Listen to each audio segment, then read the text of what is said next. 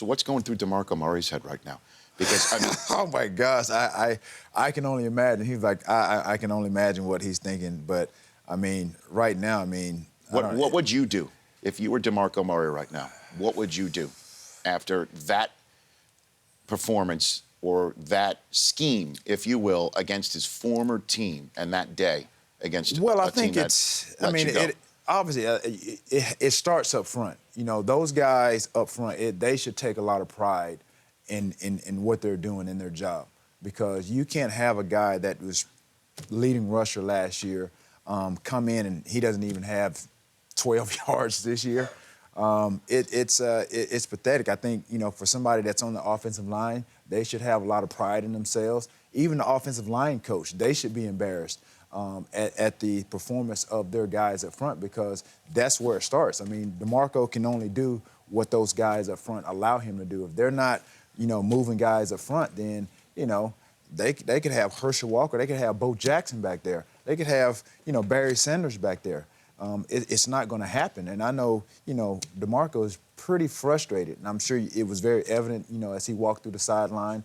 You know, he had a lot of outbursts, but again, I'm sure he's probably rethinking, you know, some of his off-season move. And like, man, what did I do? Should he go into Chip Kelly's office and say something today? Well, he should have went in there last night. I mean, again, it starts up front. You know, no matter what DeMarco Murray goes in there and says to Chip Kelly, you know, that's Chip Kelly's team.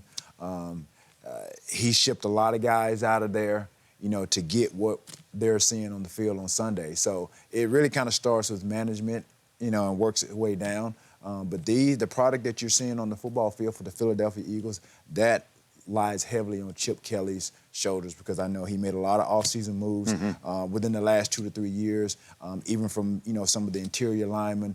You think about, you know, some of the guys like Deshaun Jackson, Shady McCoy. Macklin. I mean, a lot of guys that, you know, that could have helped them, you know, from an offensive weapon standpoint. And even the receivers that are out there, I mean, it looks elementary. What do you mean by that? I mean, it just doesn't look like quality football. That team doesn't look like a professional football team.